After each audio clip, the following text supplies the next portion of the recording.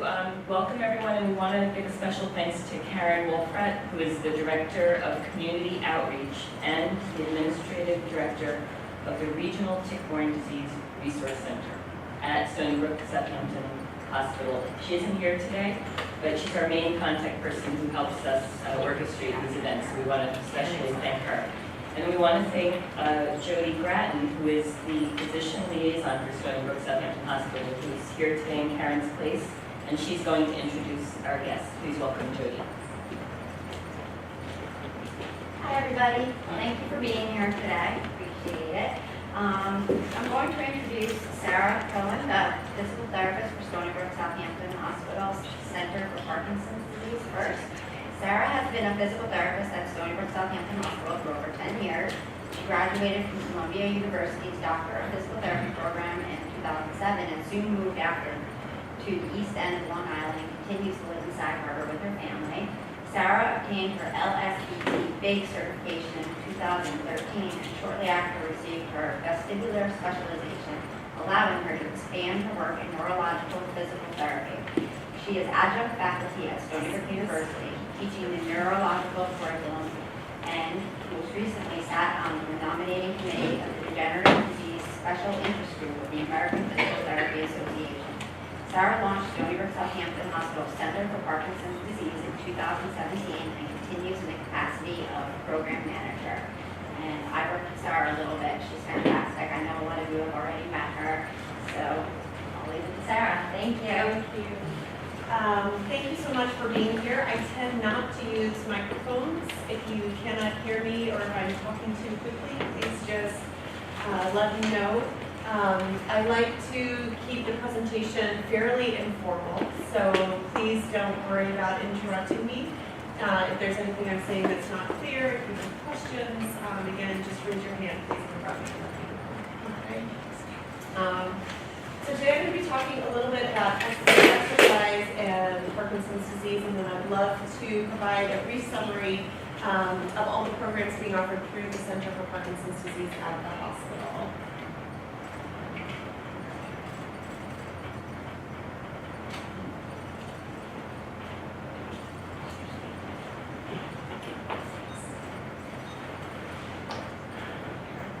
Do you want me to say that? There we go. After that introduction, I don't need to tell you that much about myself. Most important is I moved out here 11 years ago now, actually. I've been at the hospital ever since, working as a physical therapist. I work primarily with people with vestibular problems, so balance and dizziness, as well as people with Parkinson's disease. When I'm not in the clinic or administering the Parkinson's program, I'm home with these two. That's Yami is the small one, and Ami is my big girl. And we call the small one the 2-year-old monster. She's now 3 and still a monster. But we love her. So today I'm going to talk a little bit about Parkinson's disease, just to touch upon it. I think it's important to understand a little bit of the pathophysiology of Parkinson's disease, because when we get into talking about why exercise is important, I think it helps to make those connections. And then we're going to talk a little bit about why exercise in Parkinson's disease. It is a very hot topic at the moment. And we'll also review a little bit of what works and what doesn't, best practices, and then we'll end with a review of the Center for Parkinson's Disease as well. Hi. No, that's okay.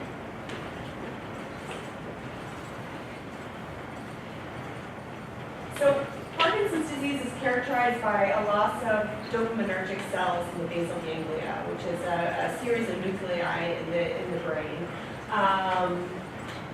By the time Parkinson's disease is diagnosed, they say that you have a loss sometimes of up to 80% of the dopamine in the brain. So by the time, usually Parkinson's disease is diagnosed with the motor symptoms. And so by the time you start to see some of those motor symptoms, people have often lost up to 80% of the dopamine in the brain. The basal ganglia and the dopaminergic circuits are responsible for coordinating and initiating movement. And when it comes to physical therapy and movement, it's important to understand this. And I'll explain why. People with Parkinson's disease don't necessarily lose the capacity for movement. We often lose the capacity for automatic movement, or the automaticity of movement. And so there is a large cognitive component then that comes into play. Oftentimes people who think about walking or think about performing a motor task are able to do it much better than if they rely on sort of the automatic movement processes. And we're going to talk a little bit more about that as we get into different types of exercise and why they're beneficial. At what age does it start? And just the basics. Epidemiology, yeah. Yeah, no. Yeah. We're at a certain age, but when do people get this? So, first, some statistics. The estimate is that there are up to 1 million people in the United States living with Parkinson's disease, and that 1% of the population over the age of 60 will develop Parkinson's disease in their lifetime. I attended a lecture this time last year, hosted by a very well-respected neurologist out of the Netherlands, who says by the year 2040 that number will double. And he said if this was considered an infectious disease, we would be talking about a pandemic. So the rates and the incidence of Parkinson's disease seem to be increasing, okay? You asked me when are people diagnosed and at what age? Some people are diagnosed much earlier, sort of in their 40s. That's generally referred to as early onset diagnosis or early onset Parkinson's disease. A larger proportion of people are diagnosed a little bit later in life, probably in their 60s, and we know that as you get older, the incidence and prevalence of Parkinson's disease increases as well. Is there a test? What's that? Is there a test? That's a great question. So there is the DAT scan, which is a little bit out of my area of expertise, I'll be honest with you, but that is a scan that they do, I believe, to be able to visualize the amount of dopamine in the brain. With that said, most diagnoses are made with a clinical assessment.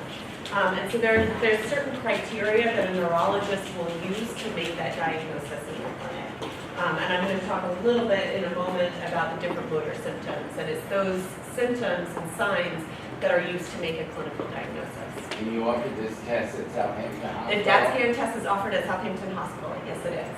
Yeah. Any other questions? So last year was the 200th year anniversary of the diagnosis of Parkinson's disease, and or I should say the description of Parkinson's disease. And when we talk about the description of Parkinson's disease, it's usually the motor symptoms. Tremor, rigidity, so rigidity being a type of stiffness in the muscles and in the joints. Postural instability, which refers to loss of balance, difficulties maintaining balance while standing. And bradykinesia, which is a slowing of movement. So these are some of what we call the hallmark signs of Parkinson's disease that are used to make a clinical diagnosis. What I find very interesting is that oftentimes the non-motor symptoms of Parkinson's disease occur up to 10 years before the motor symptoms. And yet it wasn't until the year of 2006 that these non-motor symptoms were described in the literature and in the research. Some of the non-motor symptoms that we see are mood disorders. Important for exercise would be depression and apathy, which we know is a secondary sort of symptom of Parkinson's disease. But it's important to understand also because it is oftentimes very difficult to get out and exercise when you're experiencing feelings of apathy and depression. Orthostatic hypotension, which is a drop in blood pressure when you change position. Sleep disorder, so I believe I'm forgetting, but I think it's called REM sleep disorder, when you're sort of acting out your dreams. It's sometimes one of the first symptoms people will describe. And then changes in cognition also.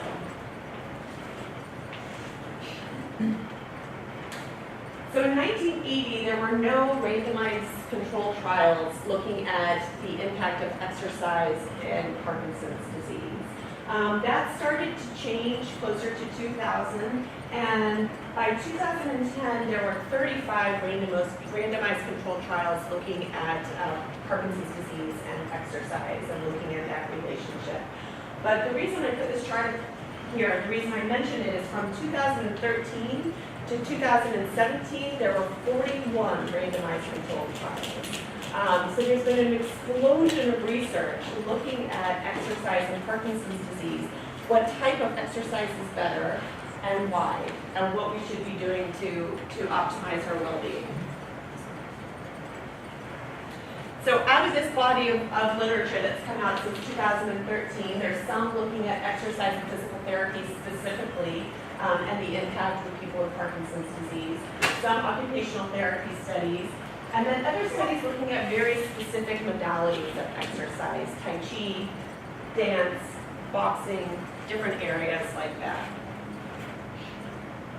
So what is the research informed us? Why is exercise important, and why is it such a hot topic? And I want to tell sort of an anecdotal story from my experience and how I ended up where I am today. I became certified in the LSBT BIG program, which I'm going to talk about a little bit more later on in my presentation, in 2012. And that is a physical therapy protocol that is specific to people with Parkinson's disease. And because of that, I started getting more referrals and was able, I had the great privilege of working with more patients with Parkinson's disease. And what I noticed on many occasions was that my patients were improving. And that was incredibly exciting for me as a physical therapist. This is a progressive disease, and yet my patients were doing better. And then I started noticing that 6 months later, some of my patients were returning to me, and they had sort of regressed back to baseline where I had initially seen them. And so my natural question to them is like, well, what are you doing at home? You know, physical therapists, oftentimes we make the mistake of giving a couple leg kicks and a couple arm swings, and we know that that's simply not enough to maintain our function and maintain our well-being. And I realized that there was a dearth of resources in the community for people with Parkinson's disease to stay active and to stay active safely. And so that led me to go to the research and say, okay, well, what does the research tell us? What is effective to help us maintain our well-being? When you look at the research, there are some initial studies looking at rat models to suggest that exercise actually has the ability to slow the disease progression. So that exercise might actually, the way they do it is they basically they I don't know how to say this. They take the rats and they make it so that they are mimicking the signs and symptoms of Parkinson's disease, and then they put them on treadmills and sort of monitor and assess what is happening. And they have found that it can help to make the dopaminergic cells that are remaining more sensitive. It can slow the reuptake of dopamine so that it can actually, the word is neuroplasticity, so it can actually has the capacity to change the brain itself. So it's very exciting to think about that exercise as a modality to actually slow the progression of the disease. Now, obviously, we cannot take rat models and apply it to human beings. And there's been no studies looking at humans yet and the impact of exercise on a cellular level to that degree. But what we do know from the research quite conclusively... Are there any human trials or tests for Parkinson's besides exercise? Is there anything? There are. Yes, there are. I would refer you to the Michael J. Fox Foundation. They do a lot and support a lot of research studies, and they often will list clinical trials on their website. So that would be a good place to start to get more information Oh, about that. right. He got diagnosed many, many years ago. He did, and I believe the Michael J. Fox Foundation exclusively funds research. Yeah, so it's a great place to go for information. Yeah. But what we do know from the research looking at exercise in Parkinson's disease is that it does slow disability progression. So what do I mean by that? People who exercise do better than people who don't. Right? We move better, our mood is better, and we remain independent longer. There's a wonderful book actually called Brainstorms. I don't know if anyone has read it. Written by a Pulitzer Prize-winning journalist who himself was diagnosed with Parkinson's disease. And so he has a chapter sort of for nutrition, a chapter for exercise, a chapter for research, and he breaks down and explores all these different areas. And in his chapter on exercise, he says, and this quote has stuck with me, you would never wake up and not take your medication. You should never wake up and not exercise. important. And he's on medication also? He is, I believe. So if exercise is that important, what should we be doing? There are different kinds of exercise. I'm going to talk here about the specific kinds of exercise, and then as I transition into talking about the Center for Parkinson's Disease, different ways of being able to access those forms of exercise.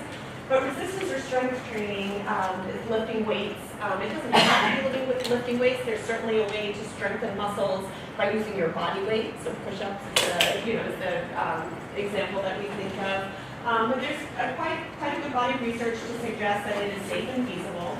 It can reduce motor symptom severity. And it's very important, funnily, this was a surprise to me, to decrease fall risk. All right. So we know that people with Parkinson's disease are twice as likely as other older adults to fall. And so if we can decrease that fall risk, that is incredibly important in maintaining our well-being. Endurance training would be anything that gets your heart rate up. So walking, swimming, biking, anything like that. There's been a conversation in the research about how intense you have to exercise. So what do I mean by that? How heavy are the weights that you are lifting? How high are you getting your heart rate up when you exercise? How hard are you making yourself sweat and breathe and all those things, right? And there is some suggestion that high-intensity exercise might be more beneficial than low-intensity exercise, and we're going to talk about that when we get to talking about the boxing. But when it comes to endurance training specifically, low-intensity is as effective as high-intensity. And I think this is really exciting because sometimes it's not easy to go out and run 3 miles, which would be a form of very high-intensity exercise. But what the research suggests is that you can work in small windows of activity, going up and down stairs, holding on so that you're safe a couple of times in the morning, the afternoon, and the evening, walking to your mailbox a couple of times during the course of the day. And that might be just as effective as chunking it all together in this higher form of exercise, higher intensity exercise. Flexibility and stretching is good.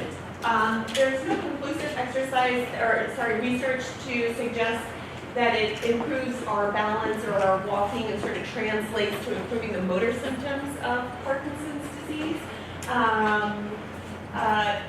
So it's, I know that some of the community-based wellness programs that have been designed recently have taken stretching out because the idea is that really we don't want to spend that much time lying on a mat and stretching. Really what we need is to be up and moving and sweating. Yeah. What about like chair yoga?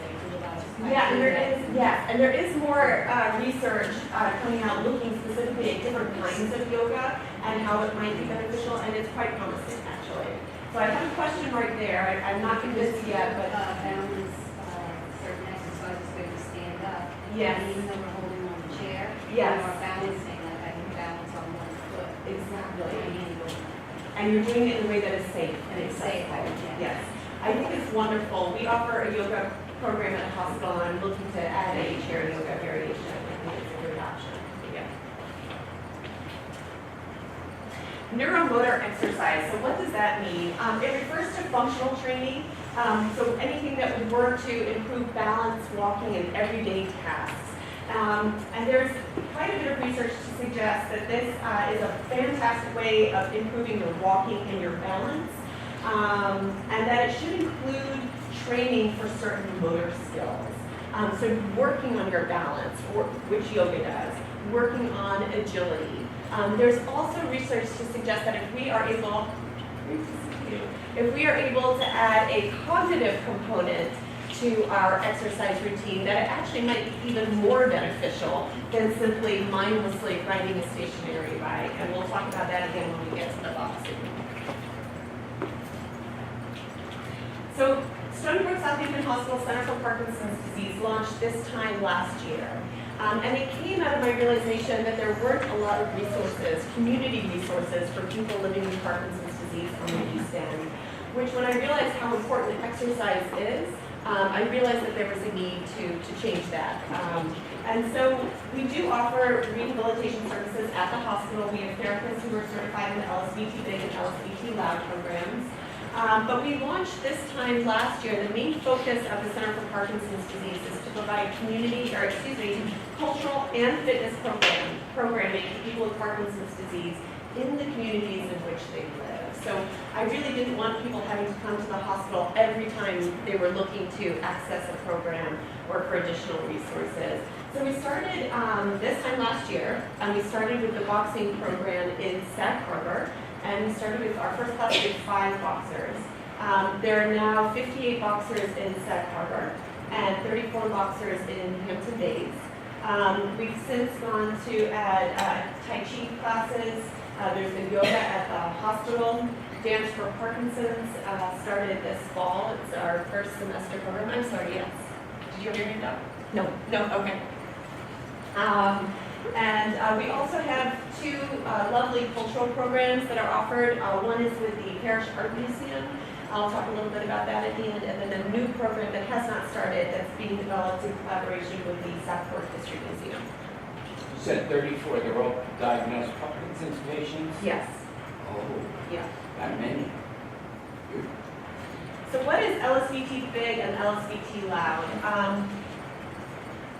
They are scripted physical therapy protocols or speech language. The LSVT loud is for speech language pathology. The LSVT big is for physical therapy. And they are very high intensity exercise programs. And what is unique about them, if anyone's accessed physical therapy, you usually go twice a week, you'll do a little warm up on the bike, and then you'll stretch, and you'll do some balance work and some weightlifting. This program is offered 4 times a week for 4 weeks. So there's 16 one-on-one hour-long sessions crammed into 4 weeks. So it's very intense. As a physical therapist, we have to do this same set of 8 exercises. And we do them with the patient, so we sort of mirror them. And I would love to run through one of the seated exercises with you just to give a taste of what it is. But the exercises are high in intensity. They work in big movements. So with Parkinson's disease, oftentimes our movements become much smaller, so it really emphasizes these big movements. It works on trunk rotation, strengthening, agility, and balance. And if anyone has done it, it is quite a good workout. And the wonderful thing about it is that when I go through the LSVT Big program with my patients, we are doing the same exercises together every day for 16 days in those 4 weeks. So when I discharge you, you now have a wonderful tool to do at home, right? You have this set of exercises that are high in intensity, work on strengthening, rotation, agility, balance, and you are able to do them safely at home because we just spent the last 4 weeks doing them together in the clinic. Sarah, does insurance factor into that? Insurance, I can't say every insurance, Yeah. but most insurances will cover If you it. have a script for physical Yes. therapy, then 100%. It needs to be for LSVT big physical therapy, because then we know when we see you that is what it's for. Yeah. And so there's really only been one decent study, but they did find that LSVT big was better than no exercise and a walking program alone. And then there were clinically significant changes in UPDRS and gait velocity. So those are exciting potential benefits. I'd like to see more studies before I speak further about that. But I like it, and I don't generally like scripted protocols for physical therapy, but I've seen it work well in the clinic, and the sort of thinking behind it makes sense to me. So I'm going to do one. If you feel comfortable to join me, please do. You don't have to, but I'm just going to give you a really quick taste of what it might look like. So there are 3 seated exercises that we do and 5 standing exercises. So I'm just going to do the first seated exercise. And we talk about, when we do the LSVT big, we talk about our big posture. So when you start an exercise, it's very different if we're sitting here as opposed to sitting here. Okay? Careful with these chairs, and please don't hurt yourself. If you want to give it a try, you're welcome to. But the big posture is here. And everything is loud and everything is big. So we're working on intensity, we are working on our posture, and we're working on these exaggerated movements so that we can normalize some of our daily movements as we go through the course of our day. All right? So here we go. The first thing we do is bring our arms straight out in front of us, and you'll see that my hands are pulled back. That engages a lot of your forearm muscles. And we are gently, careful of your back problems, please. You are gently going to lean down. Don't fall out of your chair. Just come carefully to touch the floor. Get a nice stretch through your back. And then you slowly come up, reaching towards the ceiling. And I always have my patients pause here and get long through your body, long through the trunk, long through the arms, and out to the side. Palms are facing me. Try not to hit your neighbor. And we count to 10, and we count loud. Are you ready? 1, 2, 3, 4, 5, 6, 7, 8, 9, 10, and big. And I should hear those hands slapping. All right, so we are big, we are loud, and after a while we pick up the pace. Can we try a couple more? Got it? Okay, just take care, please. Arms out in front of you, hands are strong. You're going to come down, touch the floor carefully. Up towards the ceiling, get long, get tall, reach. So every muscle in your arm should be engaged right now. Arms out to the side, getting a great stretch through your pec muscles, counting to 10. 1, 2, 3, 4, 5, 6, 7, 8, 9, 10, and big. We're going to do one more. Arms out in front of you, down to the floor. Up to the ceiling, getting tall, stretching. Good. Reach with your arms out to the side, counting to 10. 1, 2, 3, 4, 5, 6, 7, 8, 9, 10, and good. All right? And that is just the warm-up. So we do 10 of each of these exercises. And I would say the first time I do it with a patient, it probably takes the whole session. By the end of the 4 weeks, we can do all these exercises, all 8 of them, 10 times in 20 minutes. So you're really picking up the pace, and there's a lot of ways to make them more difficult. You can put patients on balance boards and mats. You can have them holding weights in their hands or putting weights on their ankles. We add hand flicks, which, believe it or not, will tire out your arms very, very quickly. So it's a wonderful program, and I've seen great benefit. Tai Chi, I don't practice Tai Chi myself. I don't know that much about the practice, I'll be honest with you. But what I can tell you is the research suggests it is the #1 best way to improve your balance and decrease fall risk. And that's quite conclusive. We do offer a Tai Chi program through the Center for Parkinson's Disease that's funded actually by the Department of Health and Stony Brook University. And it is offered in 8-week semesters. We've had one 8-week semester in Hampton Bays. We were in Riverhead in the summer, and we're hoping to come to Southampton in the spring semester as well. Dance for PD. Dance for PD is an organization in Brooklyn. It started in 2001, and it was a collaboration between the Mark Morris Dance Group and the Brooklyn Parkinson's Group as well, support group. It is a beautiful program. I went myself to be trained, although I'm not a dancer, just so that I would know more about what the program is. And it is incredibly rewarding and a lot of fun. The focus with Dance for PD is dance for the sake of dance itself. So they're not looking at tremor or stiffness or the symptoms the way physical therapists might approach a situation. They are saying, come dance with us and have a great time. And in the process, you're going to get a really good workout. And the research does support that. So when they look at dance versus no intervention, so no exercise, they found significant improvements in the UPDRS motor score, in the Berg Balance Score. So the Berg Balance Score scale is our gold standard for assessing balance in the clinic, and for gait speed.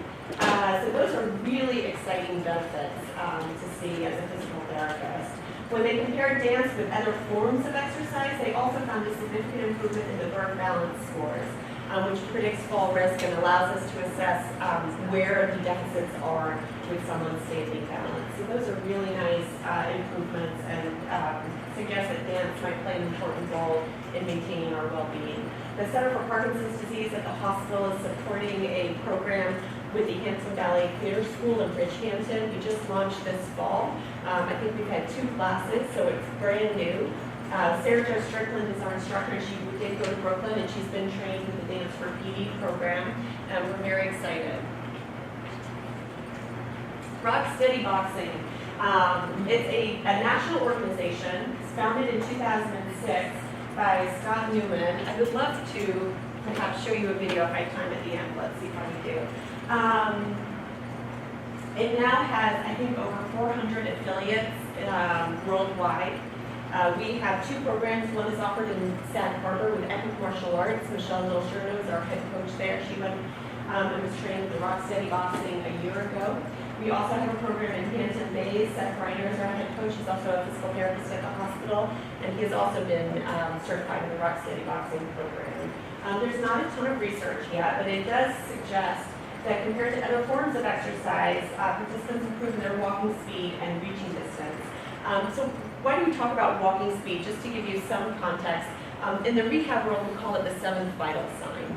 So walking speed alone can predict how well a person moves as well as their fall risk. So it's actually quite significant when we see improvements in walking speed. We really, really like to see that. And I said I was going to loop back to the boxing when we were talking about intensity and also that cognitive component with the workout. One of the things that I've noticed with the boxing that is unique, I would say some of it exists with the dance as well, but one, it is highly intense. It is an intense workout, and it works on strengthening, balance, agility, but it also has this cognitive component that research is beginning to suggest might be very important in the exercise. You're learning combinations of punches, our coach is calling out changes, you're having to dual task or do 2 things at the same time, which can become quite difficult. So you're punching and sidestepping, those are terrible examples, but it really touches on every component of exercise that we know to be important. And so it is a wonderful, wonderful program, and it has been quite successful so far. I would love, I don't know how much time I have. How am I doing, Paula? You're fine. Am I good? Let me see if I can pull up this video, if you don't mind. Some of you, I think, have seen it before. And I'll end with this, if I can.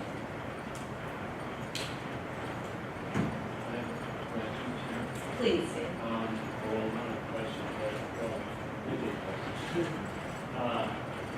I believe that there's a lot of talk about the relationship of your gut to mind. Yes. And maybe you can talk about that a little bit. And also, I've heard that very early symptoms can be constipation and also loss of smell. You're absolutely right. So those are 2 of the early non-motor symptoms that oftentimes when people are diagnosed with Parkinson's disease, they'll say, oh, wow, now I get it. They sort of look back and say, I've been having this problem for 10 years now, and it's beginning to make a little bit of sense. So I hear that a lot. In terms of the connection with the gut and the mind, so one thing I will say is that we are starting to see Parkinson's disease as a more complex disorder. You know, it used to be that we really said it was loss of dopaminergic cells in the basal ganglia. That was our definition of the pathophysiology of Parkinson's disease. And we don't think it's that simple anymore. It seems, one of the reasons being that people present so differently with Parkinson's disease. And so there is some, they're beginning to look at other explanations and on a cellular level, what is happening. I don't want to misspeak, so I'm not going to go into that in depth, but there was an article, I believe, last December, maybe it was even 18 months ago, in Cell Journal, I believe, looking at specifically the impact of or the relationship of our gut and potential relationship with the sort of progression of Parkinson's disease. I would say it is an early conversation, and I'd be happy, I can email you the article or print it out for you. And that is all I'll say, only because I don't want to misspeak and give you wrong information. But they are beginning to explore that, and I think it's a fascinating place to be, actually. Yeah. I would just like to mention 2 other questions. Please, yeah. Which was that, in my opinion, I take cancer drugs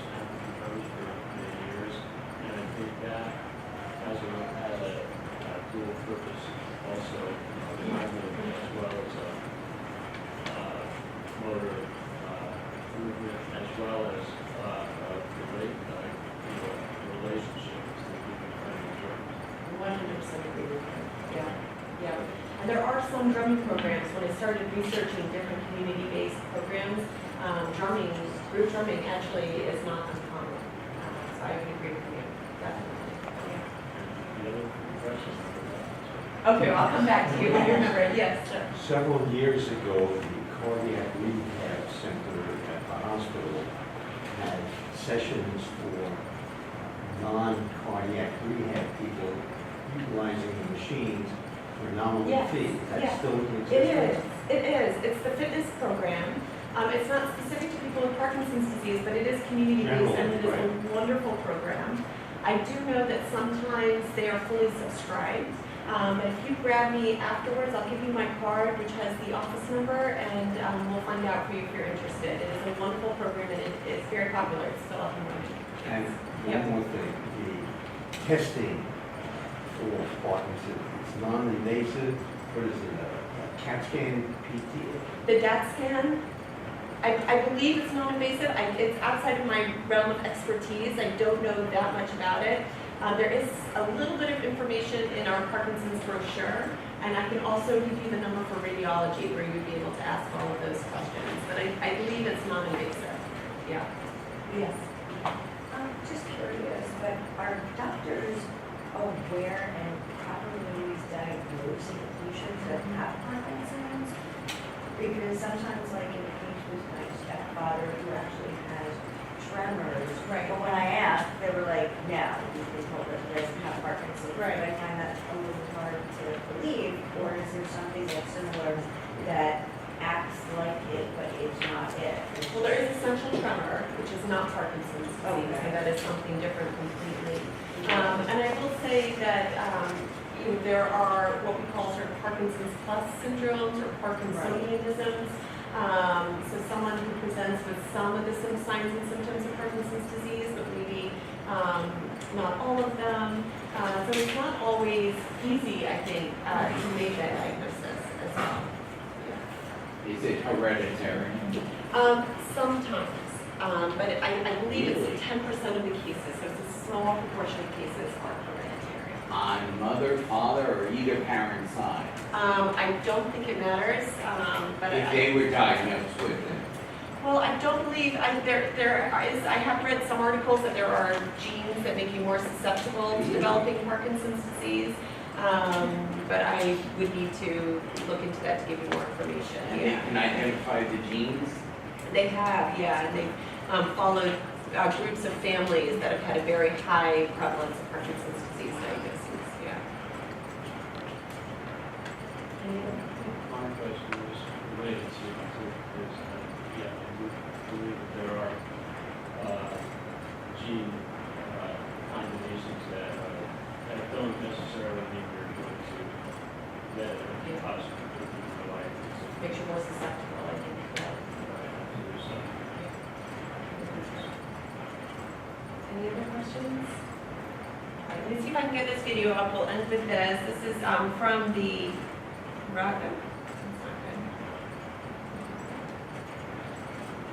guess my cut and paste is timed out here.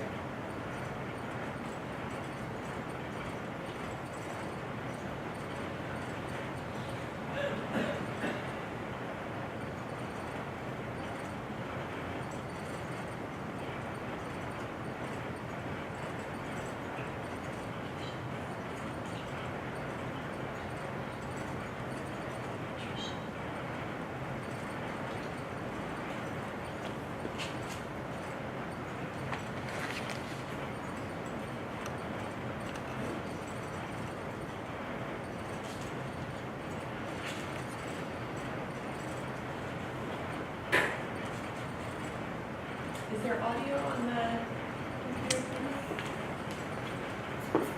We'll try and see.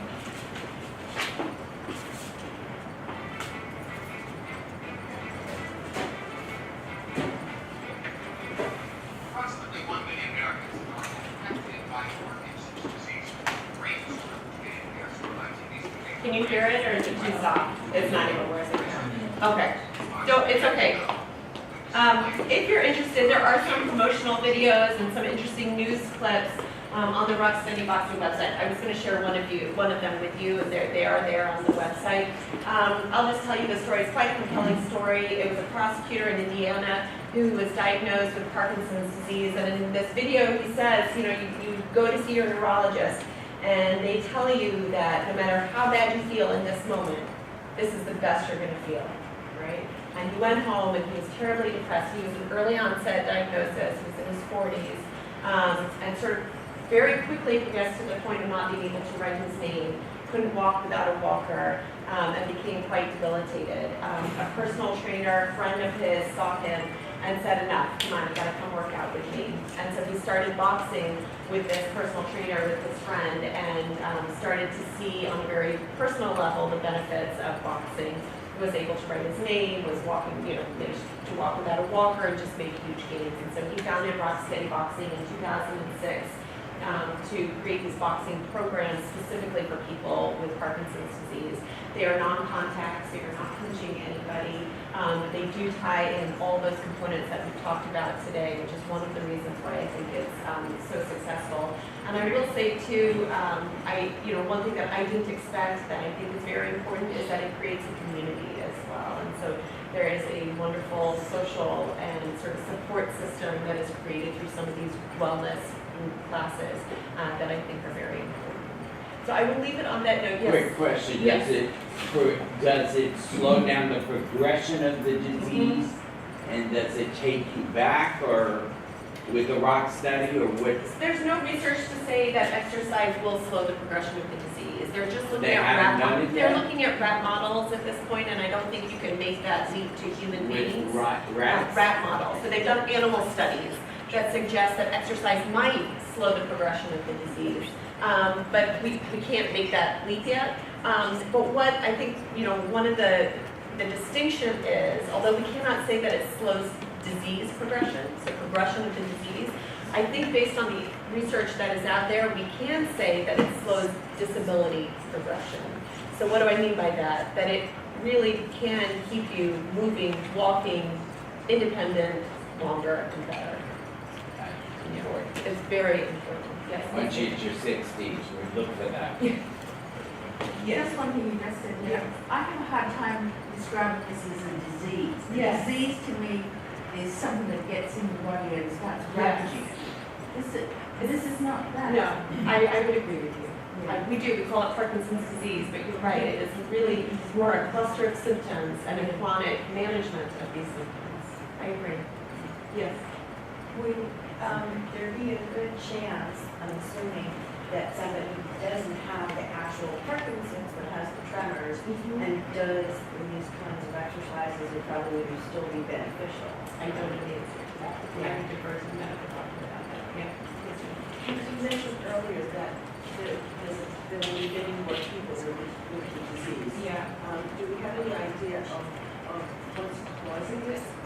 You talked about the gut a little bit, but actually is we're eating so much stuff full of antibiotics. Right. Could it be the changes of That's a perfect segue to How we live. this lecture. I don't know for sure. I mean, I certainly think there is some component of people living longer, which increases the prevalence of Parkinson's. Probably diagnosis is better and treatment is better, so people are living longer with Parkinson's. But I think we might come to realize as we research this more and talk about it more that maybe there is some interplay with our environment and our lifestyles that impacts it as well. But I don't know the answer to that right now. Just a comment. Yes. Exercise, healthy eating, all these factors aren't just restricted to Parkinson's. It's all, as you get older, the normal body downhill slope, all these things affected and can keep it going. Yes. And it's just a generalized good thing to do, even if you're not diagnosed. 100%. I talk about neuroplasticity, which is the ability of the mind and the brain to change over time because of practice or exposure to one thing over a period of time. We say that aging is a form of neuroplasticity, right? The brain changes, not necessarily in a good way always, as we age and get older, and exercise is beneficial for all of us. Yeah. Does that give you a symptom? Fatigue, That's lethargy, possibly, yes, and tied to that are sleep disorders too, which can impact that. Yeah. And I will say, just as a closing note, because I have to say this as a physical therapist, I feel compelled to say it, I don't recommend that you go out and start walking 5 miles a day without first talking to your doctor. So please, we want you to exercise. We would love to have you. All of our programs through the Center for Parkinson's Disease are offered at no charge to the participants. We would love to have you. There are flyers over there, but please talk to your medical doctors first before embarking on any new activities. Thank you so much. Thank you. Hello again. It's my pleasure to introduce to you today Paula Montagna, who is the Clinical Nutrition Manager at Stony Brook Southampton Hospital. She manages the clinical nutrition team, promoting nutritional wellness for patients, staff, and visitors. Paula is a registered dietitian with over 30 years of experience. She completed her internship at New York Hospital's Cardinal Medical Center and her master's degree in clinical nutrition at New York University, progressing on to become chief clinical dietitian at Memorial Sloan Kettering Cancer Center. For the past 8 years, Paula has focused on integrative and functional medicine and culinary nutrition. Paula lectures extensively on food as medicine for clients and physicians. Her lectures include a culinary demonstration which allow participants first-hand experience on how to incorporate the nutritional principles into their daily food choices. Paula encourages participants to shop at local farmers markets and try something new. She has created healthy recipes, making noodles from vegetables and rice from cauliflower to help participants become more comfortable eating vegetables.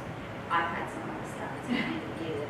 We're pleased to have Paula here today to talk about Parkinson's disease, nutrition to improve your quality of life. Hello. I want to start. Oh, do you think I need it? Yeah. I just want to trip over it.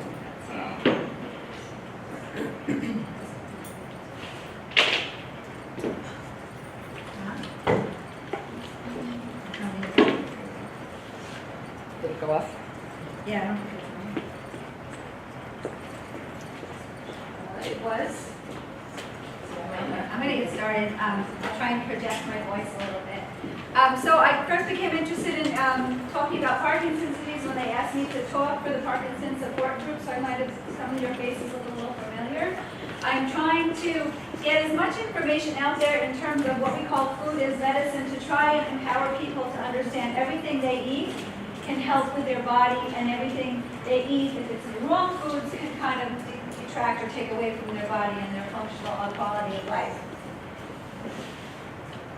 So there's an exciting research out there. This Dr. Lori Mishley has done some research on the role of diet and nutritional supplementation in Parkinson's disease progression. And it was really interesting because all this stuff I've learned and with this functional medicine really kind of came to light when I kind of put the two lists together. There's a list of good foods and that promote the progression and bad foods that stop the progression.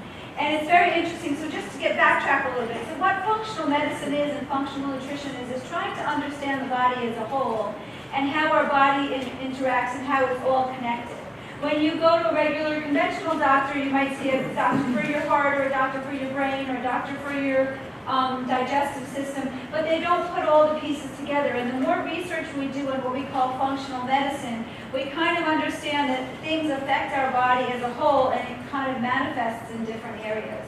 So there's similarities in what's going on in the foods and the best choices for foods for diet, for heart disease, brain health, diabetes. So we're looking at just making the body healthier, and that's the real goal, trying to make the body healthier and use food as medicine. And I feel as people that can take an active role in our lives and what we do, the more you understand how to heal your body or help your body with food, the better off you can be. Because doctors tell you, this is what you need to do, this is what medication you need to take, you need to have surgery or different things, but this is something that really empowers you to kind of take your health in your own hands.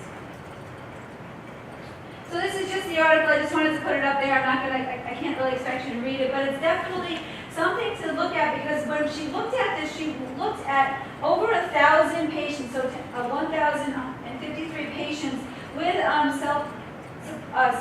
reported Parkinson's disease occurrences, and she looked at what foods kind of added to the progression and what foods added to the stopping of the progression. So it's just very interesting. So this is a list of foods increased degrees of progression, and when you look at this list and we look at health and well-being, we see that a lot of these foods are processed foods. A lot of these foods may have additives and preservatives in them. Just the canned fruits and vegetables, sometimes the quality isn't as good because they're sitting in the water or the can. The cans sometimes have BPA, which is cancer-causing. So there's a lot of similarities in these kind of detrimental foods that we kind of say, let's look at it a little further and understand it. When they look at beef or they're looking at cheese, the more you can do in moving away from the conventional item, but more towards the grass-fed or the things that are produced without added pesticides or antibiotics, the better off, because you're just getting the natural meat product like the grass-fed beef instead of the conventionally raised beef. Yogurt comes on both lists. So this yogurt that we're talking about and the ice cream is talking about yogurts or ice creams that have additive fillers in it, additive starches or dyes, or additive diet sugars or diet sweeteners.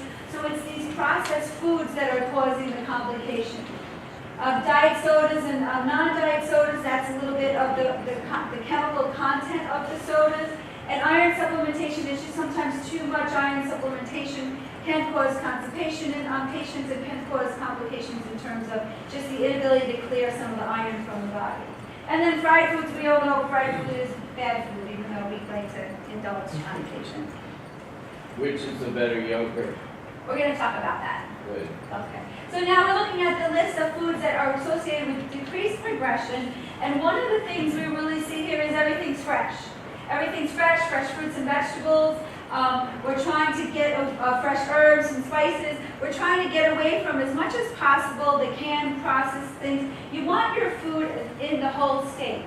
Even going to restaurants or buying things from delis or buying things that are pre-made, you don't know what all those little ingredients are in it. And when we look at cooking shows, I don't know if any of you watch cooking shows like I do, but you look at cooking shows and they have these magic things at the end they put on spices, they add extra fat. If you go to restaurants, they want that steak to taste the best the steak could possibly taste, so they might put a big dab of butter on top of it so it melts before it gets to you. They might put a big hunk of blue cheese on it. So they're doing things to make food great taste. But the more you look and understand eating foods and cooking, the more you can understand making your own foods taste good. Without using those bags or processed kind of foods, you really can make great food using the whole foods. Okay. When we look at seeds and nuts, we're looking at the raw seeds and nuts that we might roast ourselves in the oven for a little bit of snap or a crunch. But we're looking at things that don't have those added salts in it, not the added oils that can kind of go rancid and be a problem. We're looking at olive oil is one of the best sources of fat. Oh, I skipped the fried fish. So we're looking at fish and the omega content of some of the fishes. We're looking at wine because it has resveratrol in it, and resveratrol is one of the powerful antioxidants in the body that they really tout with cancer and also heart disease. Coconut oil has been on the list for a long time. Sometimes we see negative information about coconut oil, sometimes we see positive information. There was just a whole article slamming coconut oil, but you have to look where your source is coming from. So from a functional medicine approach or a health approach, coconut oil is very anti-inflammatory to the body. We're going to go through that in a minute. Fresh herbs and spices. Those bright green herbs and spices are really loaded with sulfur. Sulfur is great for kicking the liver into action. The liver getting into action helps clean things from the body or detoxification of the body. Fish oil supplementation, that omega supplementation, and a CoQ10 supplementation. So there's some information on that. In the general population, time to talk, I don't really recommend specific supplements, but it's something to discuss or look into a little bit further. Okay. So knowledge of the cellular process involved in Parkinson's disease really opens up new fronts in the battle against the disease. And what this is all about is we're looking at things from this functional medicine approach. I want to try and give you a little bit of science, a little bit of information, not over your heads kind of information, but information that you can understand to say, okay, this is what's happening in my body. with this disease progression. And it kind of, some of those things are similar in other diseases as well, as I'll show you. So this is what's happening, and we're going to look at these 4 areas: oxidative stress, inflammation, neuroprotection, mitochondria support, and gut health. When we look at these whole areas, I'm going to explain the area, I'm going to look at foods that are supported. I did bring some handouts back at the table. Maybe Jody can hand them out in a moment. Can I ask you a question? Sure. Someone before asked about that you can't call it a disease, but because it's not different or it doesn't have anything attacking the body. However, the neuroprotection, mitochondria support is, there are, Lewy bodies and things that go on the nerves. So that is something different, and maybe you're talking about that. Yeah, so that means there's a decline in the functional ability of the nerves ending. So that's something that definitely is, I'm not really sure how they define Parkinson's disease as a whole, but if you have that type of situation, you want to look to try and protect the cells as much as possible, and that's what we're gonna talk about, or the nerve endings and things. Okay, so the first area we're looking at is called oxidative stress. And basically, we might hear of oxidative stress in terms of these free radicals in the body that might cause cancer or cause cancer complications. When we look at oxidative stress, it's the imbalance between the production of the free radicals and the body's ability to neutralize the free radicals. And the simplest way to try and understand it is we have an apple is whole, like looking and comparing an apple to the cell. So the top is the apple, the bottom is the cell. In that normal, healthy cell, it's strong. It has a very strong structure. It has very clean lines. It's very healthy looking. When we oxidize or break into the apple, we cut into it, provided if we left it on the counter, it would kind of decompose or rot. And that's what happens with cells when there's oxidative stress. So these apples demonstrate how oxidative stress breaks down cells, causing premature aging and disease. So oxidative stress is also in the component or problems with oxidative stress also cause us to age, to get wrinkles, to have complications in that sense of the world as well. So what we're going to try and do, we're going to try and look at what are these sources of free radicals in our body and what's happening in our body and how can we create or decrease the amount of oxidative stress. So you see this scary face looking at us, and what all these things are harmful things, and you might know that smoking is harmful, but now this is why, because it causes oxidative stress in the body. So smoking and breathing probably in toxins, not just breathing. Food additive stress, smoking and alcohol, major operations put major surgery on our body. UV rays from the sun can cause skin breakdown and cause oxidative stress. Detergent and agricultural chemicals getting into our food supply and getting into our body. And really any type of infection can cause the complications. So when we look at the list on the left, you're looking at things that cause oxidative stress causes, and then there's these chronic inflammation, environmental toxins, strenuous exercise, too much exercise for the body before the body is well conditioned can also cause this oxidative stress. Cholesterol derivative or fake eggs or powdered milk, fried foods, excess stored iron, the body's inability to get rid of it, and exposure to heavy metals. So all these things cause this oxidative stress. So when you see these things, and if you understand if any of these things are in your environment, that's what we're trying to promote or help you kind of understand that this is not the best and to try and make some adjustments. So what is oxidative stress and how does it affect the body? And unfortunately, it doesn't just affect the brain, but it also affects all parts of the body.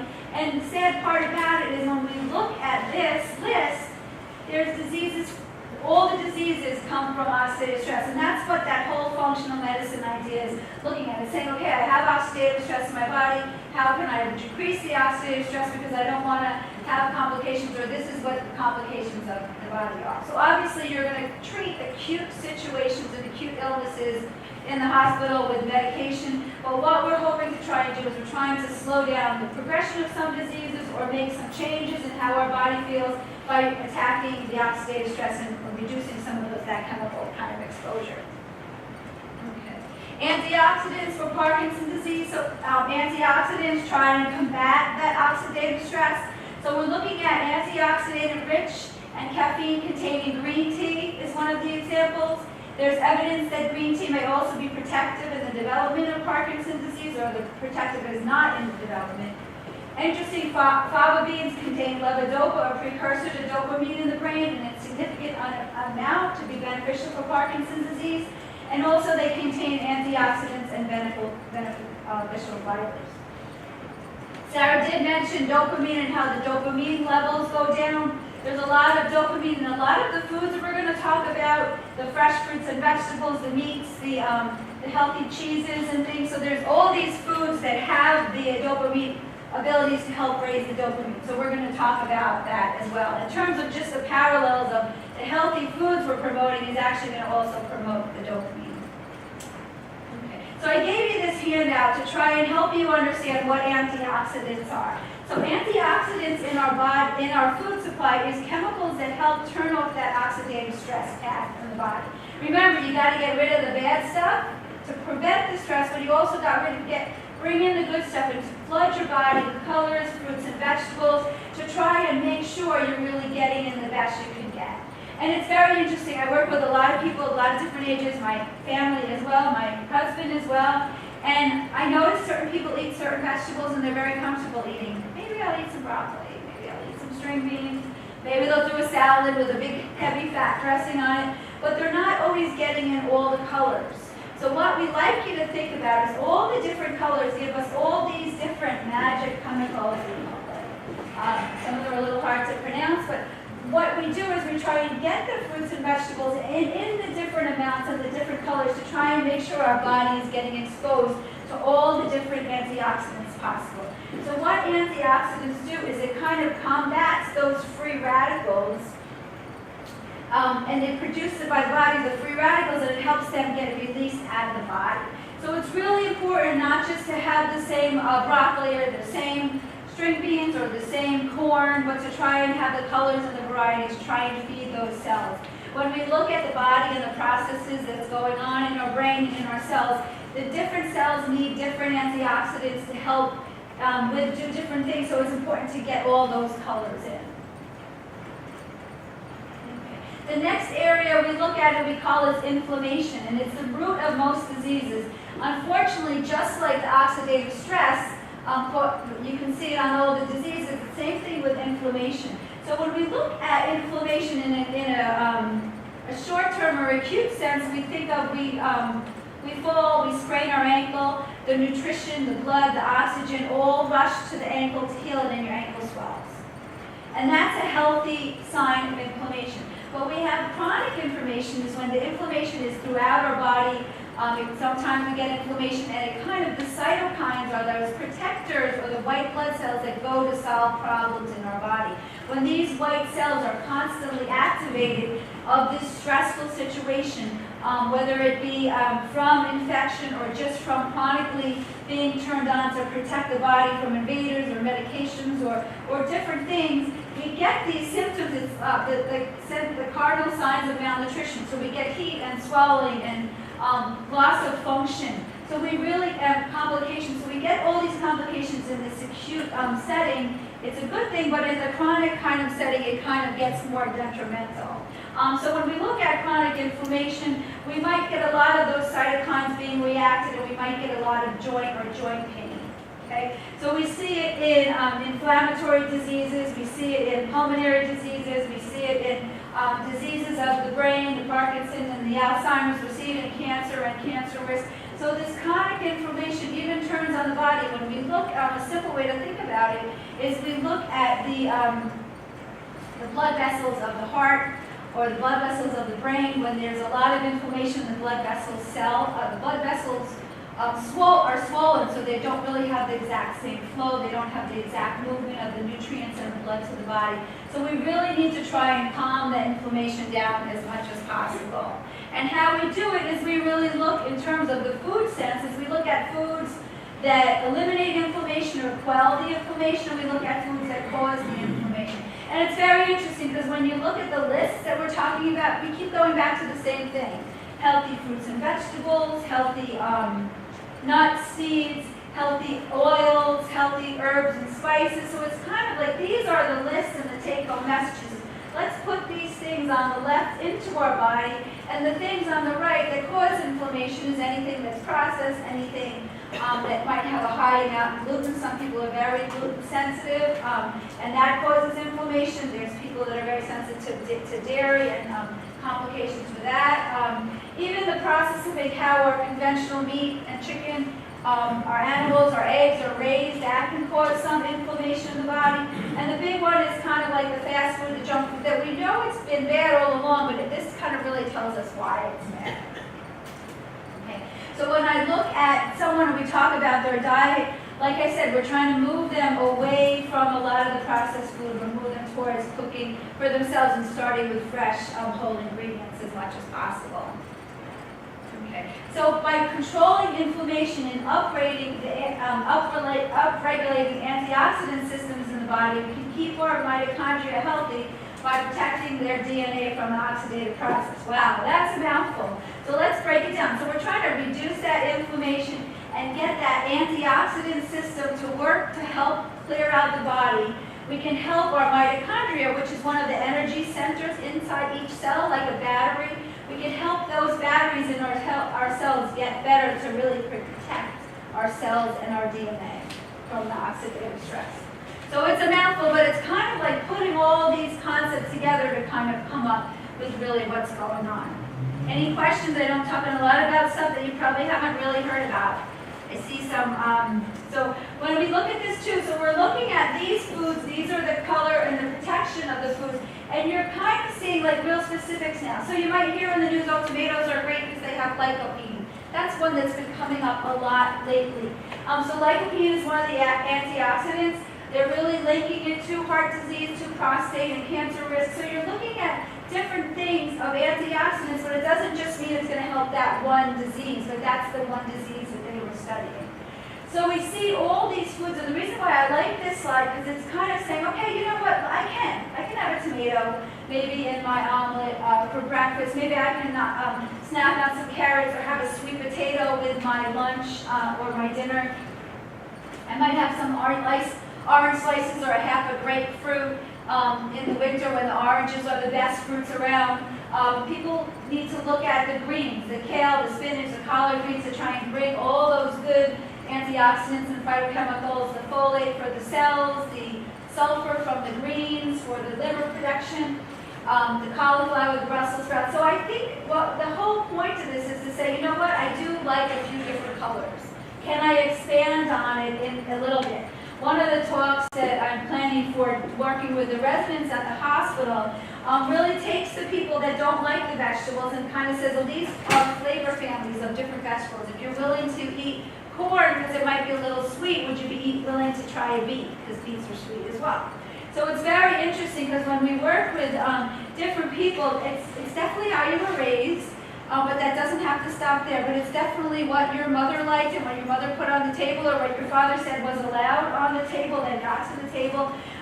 But it doesn't mean it has to be the end. I mean, we're all young enough to try new things and to try out different things. Because if the big cell is like this can really help our body by pulling in these good nutrition things, then to me it's very worth it to try and make some changes in our life and what we're doing.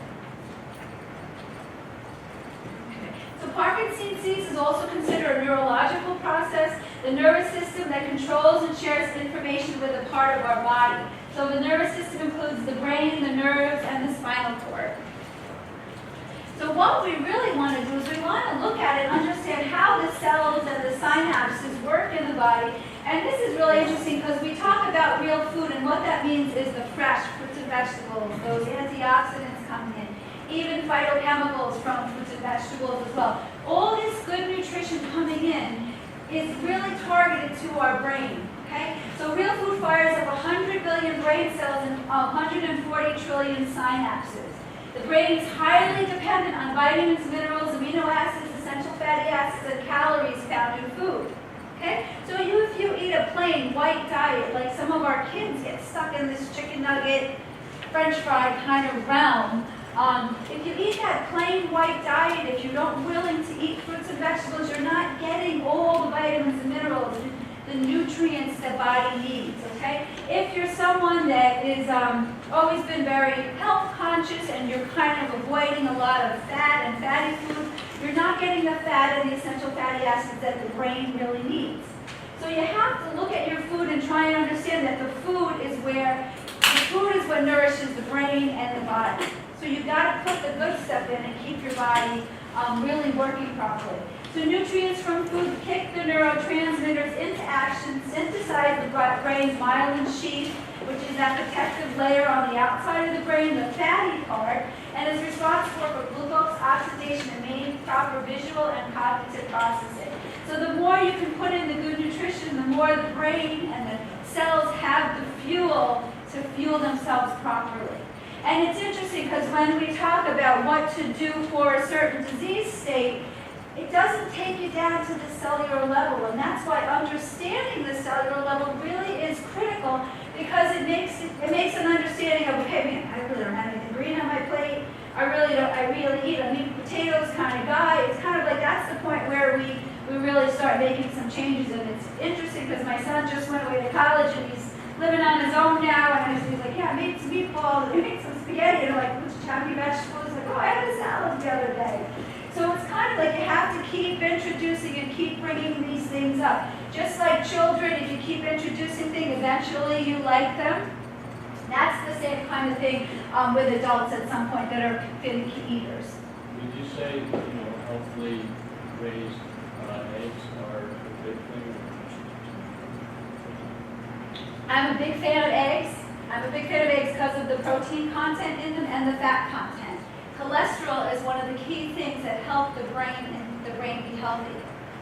And because of the myelin sheaths, because of the fatty acid content of eggs and other fats, that's why fats are so important for the body.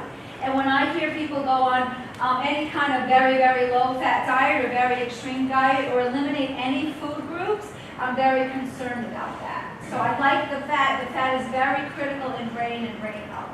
So I'm very supportive of eggs. I don't have any problem if you want to eat an egg every day. St. Francis Hospital, I guess one of the big heart experts, had come to say that they just went on TV about 6 or 8 months ago to say that eggs and cholesterol is not necessarily bad for the body. Cholesterol in our food doesn't raise cholesterol in our body. It's the bad fats, it's the processed food, it's the extra weight that we're carrying, the obesity rate, all the bad processed food is really what makes more detriment to that body. And that inflammation clogging the arteries is what causes the complication. So cholesterol is great, eggs are great, they're a great source of protein, they're very easy to eat, they're very satisfying, so I'm a big fan of eggs. Organic or regular? As much organic as you can do, the better, because we want to minimize the processing of how things are processed in the body. And then those processed things, how things are processed, is what happens when it gets into the body. That's a whole other talk that maybe we could talk about soon. Okay, so mitochondria are the cells, we talked about the part of the cells that make the battery, like the energy like a battery. So these tiny factories in our cells use the oxygen we breathe and the food we eat and convert it to energy. There are hundreds and thousands of mitochondria in each cell, especially the heart, the brain, and the muscles. So these are the little factories that really give us the energy. So how do we take care of ourselves? We calm down that inflammation. We eat the anti-inflammatory foods, and that list I gave you comparing those two food lists. We eat that rainbow of fruits and vegetables to cleanse the body and give the body cells what they need, and we increase our intake of the omega-3 fatty acids to help build your mitochondrial membranes. So cells do better when they get the proper care and the proper feeding, and that's really the bottom line. So you see how all the foods we're talking about are the same kind of foods. It's just kind of trying to give you a big enough cell to say, okay, this is why, but oh my God, this is fruits and vegetables is good for this, and fruits and vegetables is good for that. And it's very interesting. I know Jody had mentioned before that I've been a dietitian for 30 years. So I've been through the whole time of the low-fat craze and the high-fiber craze and the pyramid, and now it's the different style of pyramid, the basic 4 food groups. So it's very interesting because now when I look at this more as a functional approach, I'm looking at food as a whole. So now instead of just saying, I need you to eat your fruits and vegetables, I'm able to say why I need you to eat your fruits and vegetables. So it gets the message a little bit stronger. It's a little more convincing. So these are foods, I also gave you this list in your handout. So these are foods that increase that omega oils. Omega-3 are the anti-inflammatory oils in our body. So there's two types of oils and two types of fats. One is called omega-3s and one is called omega-6. So the omega-3s have the ability to reduce the inflammation in the body. They promote the hormone and the hormone health in our body. They reduce inflammation. They regulate blood sugar, prevent blood clotting, keep our cholesterol and triglycerides in balance, relax our blood vessels, and make our cells healthy and resilient. So the whole thing about these fats are these are the good fats. And when we look at the bad fats, those are the fats that are processed. Those are like the fats and the nuts and the seeds or the oils, or those are the processed oils like the vegetable oils or the Crisco of long ago, or the things that are the trans fats that we're always asking the food companies to get out of our food and food supply. So these are all the fresh oils that we're looking to try and get in our body. So this is where the healthy fish come in to try and bring the good fish in to bring the omega oils. You might be a benefit to even take an omega supplement. That's something people do to help with the inflammation. But these are also common foods that we eat. I love walnuts because they look like a brain. And there's a lot of research that foods that look like body parts, I don't know if it's research or they're trying to make it research, but okay, so there's some information out there that foods that look like body parts help the certain body parts that are there. And some of these things are things that we really can easily put in our diet. A handful of nuts for snack, using a cold pressed olive oil, throwing in a few beans on our salad or in our soups or our stews. So all the things that we do are totally doable for you. And that's the whole message, is trying to say, okay, if I'm going to help my body by eating these things and moving aside those chips and pulling in the nuts, or moving aside the French fries and bringing in like a healthy sweet potato, is all ways to kind of help our body. So this is excuse me. So this is funny. So there's a whole connection that we just started really understanding. The brain is connected to the gut. It's called our second brain. So this is the stomach, the intestines talking on the left side. Look, I know this sounds crazy, baby, but I feel like we have a real connection here. And the brain is saying, they always say, trust your gut feelings. So think about it. Whenever we're nervous, we get butterflies in our stomach. Whenever we're not feeling so good and we're not eating right, we don't, our GI tract doesn't feel good. If we're under a lot of stress, we might not eat, or we might eat. When we're constipated, we're crabby. When we don't go to the bathroom regularly, we're not really feeling our best. So there's such a big connection, and the reason why it's so important for Parkinson's disease is because it's the second brain, and the second brain of the body actually works, it's called the enteric nervous system, and it's connected to the brain by a vagus nerve, and the vagus nerve runs alongside the esophagus, alongside the stomach, and it actually helps control the movement of food through the body and the movement of the GI tract. So the GI tract is the second largest system in the neurological system. And what you do for your gut, you do for your brain. So if you're having GI problems, there's always a concern that you're having problems in the brain as well. So your brain is connected to every other system in your body, so take care of your gut, and you're taking care of your brain and your body as well as your skin. So how do we take care of our gut? Okay, somebody had asked about, I think you had asked about a little bit about the bacteria in the gut. So we're going to talk about that. So the gut microbiome. So this is 100 trillion microorganisms in the intestines.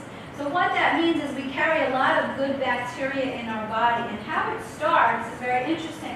When we're in our mom's womb, we are we're kind of like a little bit more sterile because we haven't really been exposed to any bacteria, any foreign germs or anything. When we pass through that vaginal canal, we pass down the opening allows us to go by the rectum and the rectum, and we come out into the world, and we get our first sense of biodiversity. We get absorbed in us is this good bacteria, and a diverse amount of bacteria.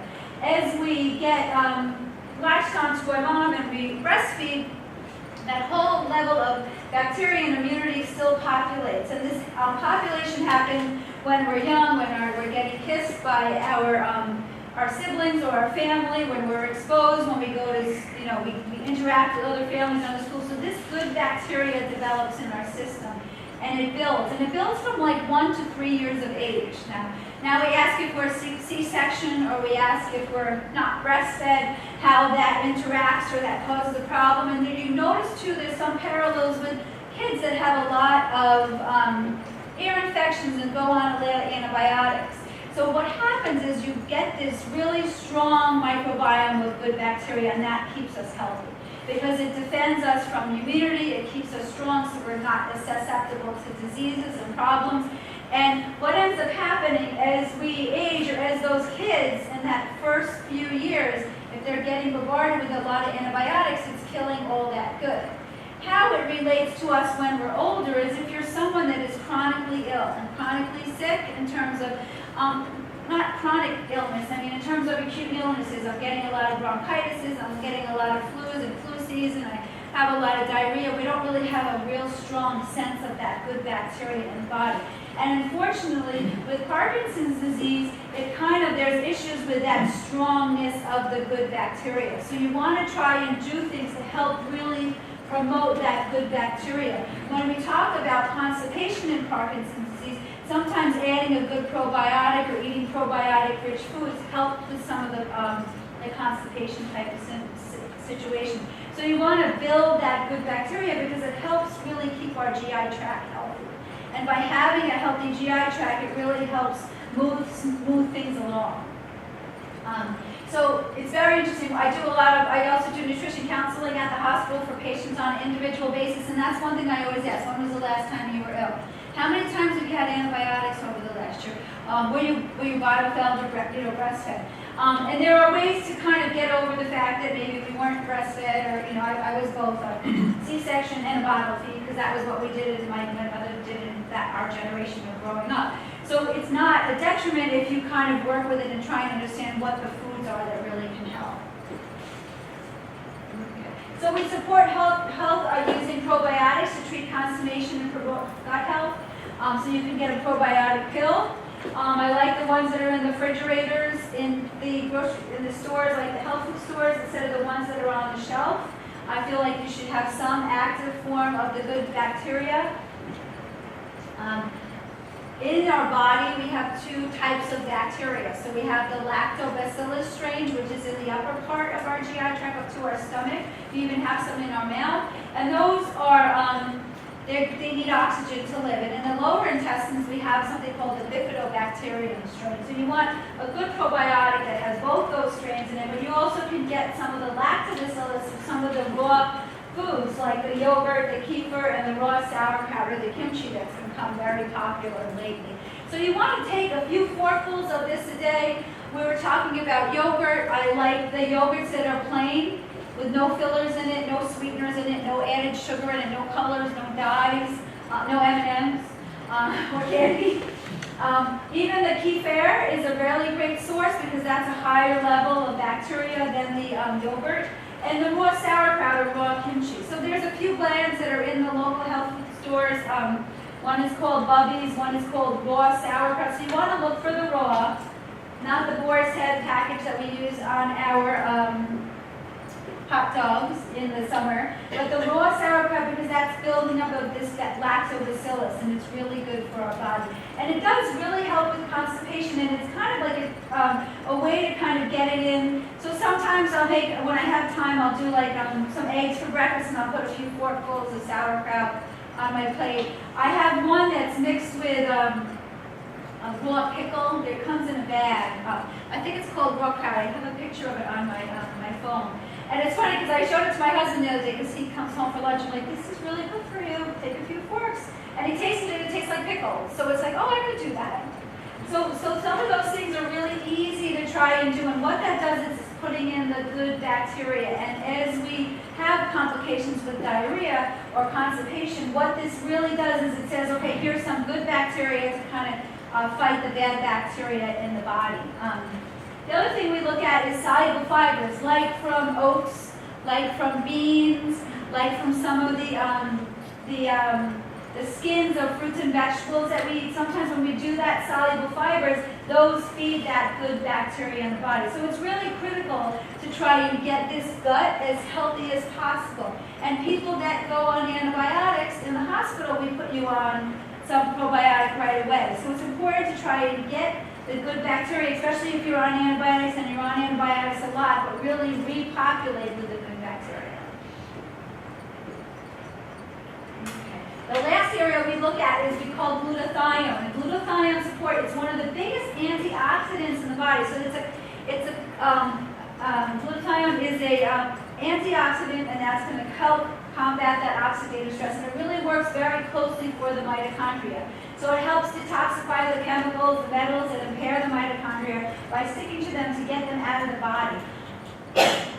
So we think of our liver, and our liver is a big warehouse of cleaning out the body. The blood flows through the liver.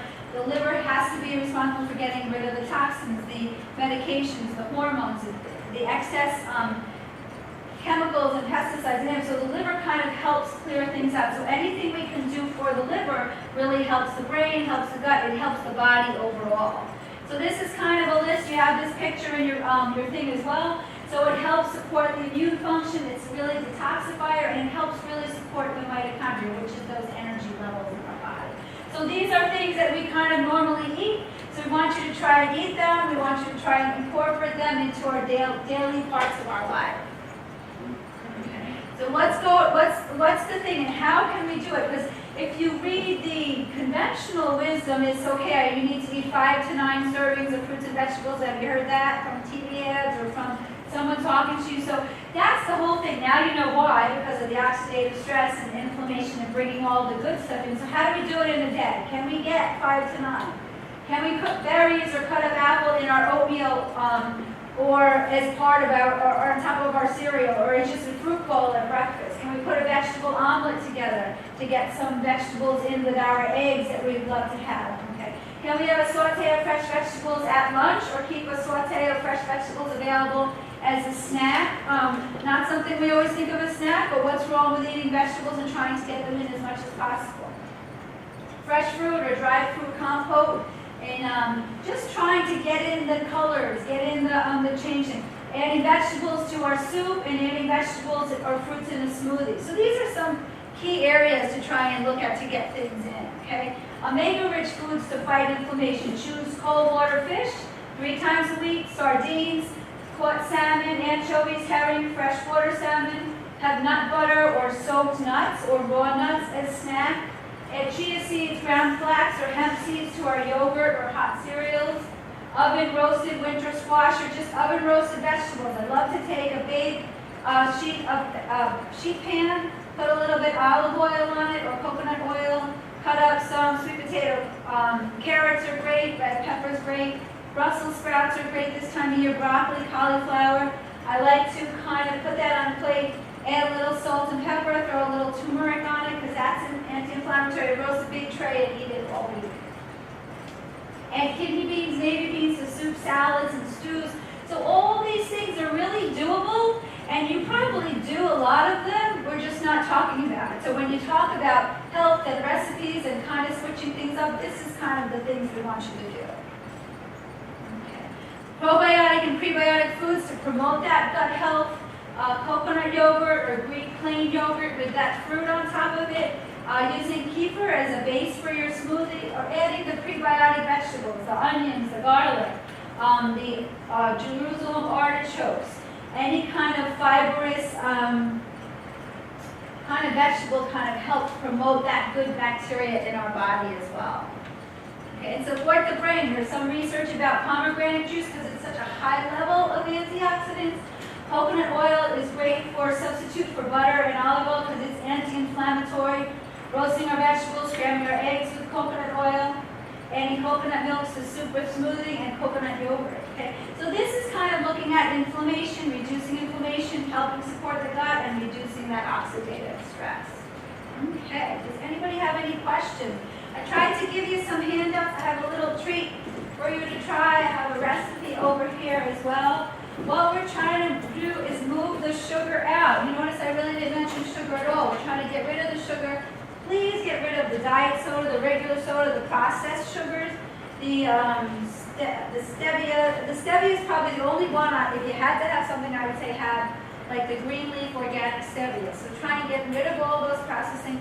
I can't help it, I did my training at Sloan Kettering, and the bad mouthing of the saccharin and all those things in the 90s is something that still sticks in my head. So we're trying to really promote your health, excuse me, as much as possible. So these are some chocolate treats.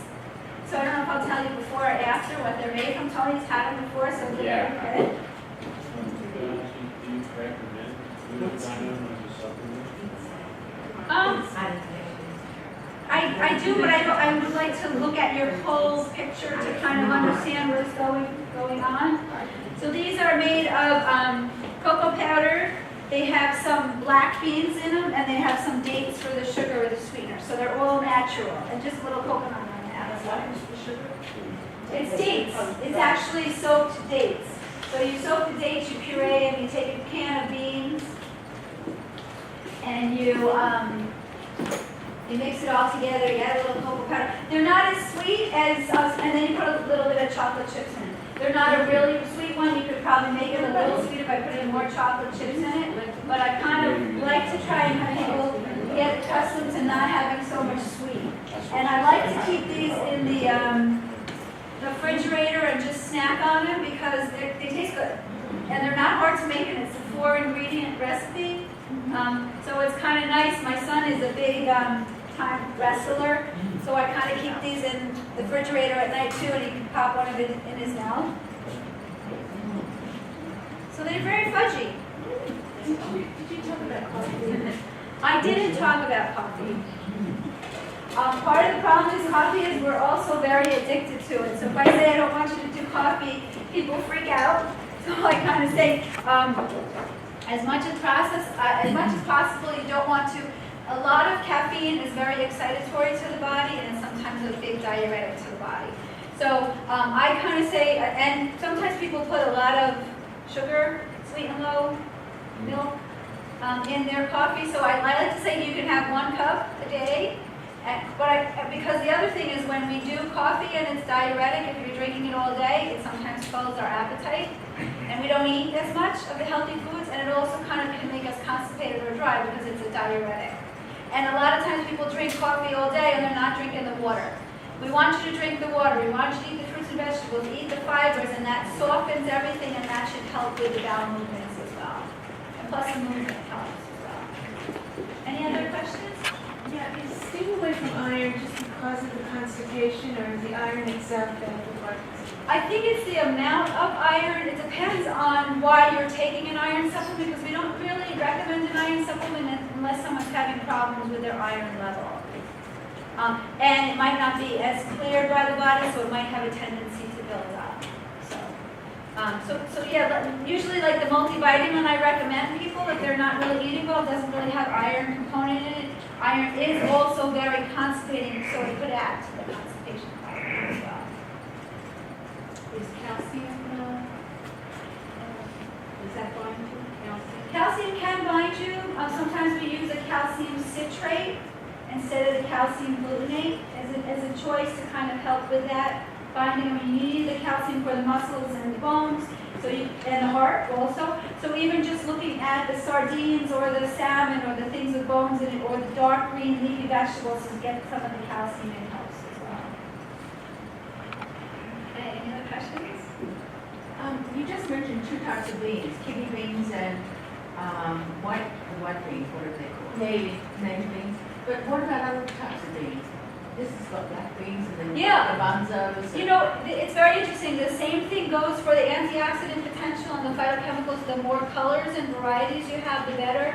Sometimes those might show a little bit higher omega oil, so that's why they kind of put a few up on the list. But if you're a big fan of another bean and you're eating that regularly, that's also beneficial. So I do nutrition talks once a month at the hospital. It's a Tuesdays at 1:30. I do a food as medicine talk, so I do a half an hour of talking and then a half an hour of cooking. So I do it the second Tuesday of the month. I'm speaking next Tuesday the 9th. Is that next Tuesday? Yeah, next Tuesday the 9th, so I'll be speaking. And I just vary the topic. 1:30. 1:30. Tell everybody what time. Tony comes. So I do those talks, and I kind of float between the libraries with the hospital, so I'm always around, and I'm actually doing another talk here in November on eating for healthy holidays. So, and I do private counseling if you want to look specifically at what's going on in your body or certain things, because there's a lot going on with Parkinson's disease, and it's very interesting when we look at the parallels of Parkinson's disease and the GI tract and the brain. There's a lot of parallels with autism, unfortunately. So when we look at what we do for the body, to clean up the body, to get the brain to work better, to get the muscles to work better, to get the GI tract to work better, it's all about the health, the food you're bringing in, the fluids you're drinking, the fibers, the vitamins, the antioxidants, all the good things that you bring in is really what promotes the health in the body. What about CBD oil? CBD oil, it's very interesting. It's something that's coming up that's very new in the research. There is some benefit in terms of pain and pain management. I've heard, I haven't looked at any recent studies, but it is an exciting forefront to think about. Okay, because sometimes it helps with the pain and the discomfort. There's topical as well as ingested drops. I've gotten some samples from some of the supplement shows that I go to, and I would put it on my back, and I feel a benefit of it. So it is helpful. I just don't know if there's any scientific evidence or enough scientific evidence about it yet. So it's interesting.